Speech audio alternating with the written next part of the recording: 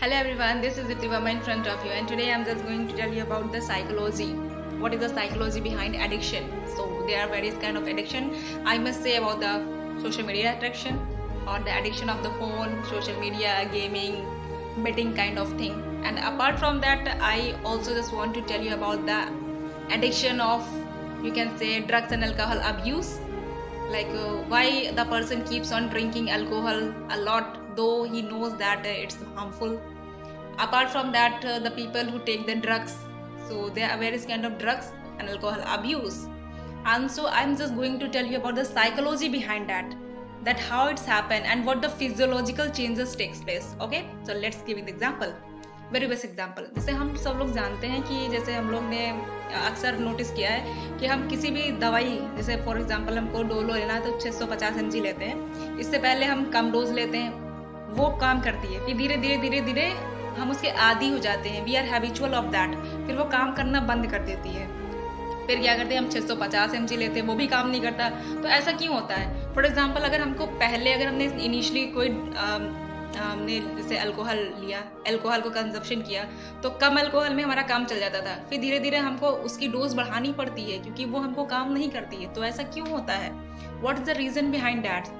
तो रीजन इसका ये है कि जो हमारे, अगर हम अपना फिजियोलॉजिकल देखें, हमारे बॉडी में जो चेंजेस होते हैं, कैसे chemical changes, if I talk about, they are certain type of I can say hormone basically attachment के लिए अगर हम यूज़ करें तो हार्मोन होते हैं oxytocin, serotonin, dopamine, endomorphin, they are various kind of I must say hormones. लेकिन यहाँ पे एक हम आपको दूसरा कॉन्सेप्ट बताना चाहेंगे जो कि है lock and key model. Lock and key model, so what are lock and key model? जैसे हम लोग जानते हैं कि जैसा कि हम सब जानते हैं कि हर एक स्पेसिफिक ताला की हर एक चाबी होती है, मतलब सारी चाबी हर ताले में नहीं लग सकती, हर ताले की अलग अलग चाबी होती है। उसी प्रकार हमारे बॉडी में lock and key model concept होता है। वो कैसे होता है? एक होता है सबस्ट्रेट और एक होता है एंजाइम। तो सबस्ट्रेट हम कह सकते हैं ताला है और एंजाइम कह सकते हैं चाबी है। तो क्या होता है? सबस्ट्रेट का पर्टिकुलर स्ट्रक्चर होता है और उसी स्ट्रक्चर का एंजाइम्स क्या होते हैं?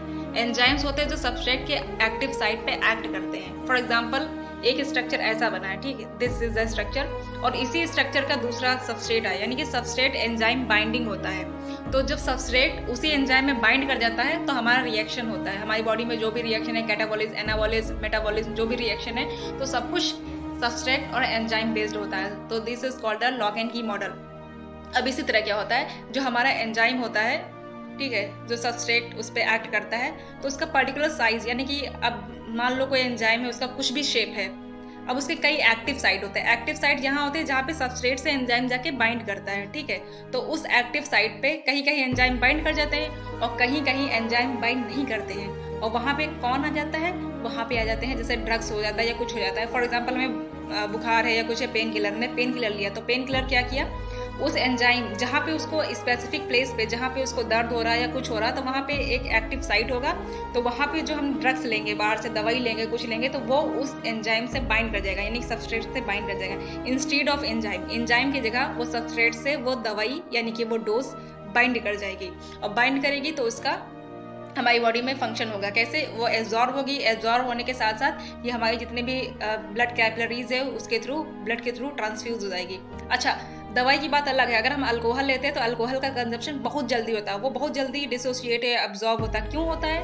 क्योंकि वो लिक्विड होता है और लिक्विड तुरंत डिफ्यूज हो जाता है, डिफ्यूज होता है और मिल जाता है, और इस प्रकार से होता है कि हमारी बॉडी में फिर हम आदी हो जाते हैं, फिर एक्टिव नंबर साइट बढ़ जाते हैं, number of active site will increase and, और फिर क्या होता है कि जो छोटे छोटे जो हमारे पे एक्टिव साइट होते हैं उस पर कोई वर्क नहीं करता। अगर हम उस पर वर्कआउट करते हैं तो वो वर्क नहीं करता, इसलिए हमको अपने डोज बढ़ाने पड़ते हैं। So this is the reason why a certain dose can't act though you are using duration of time।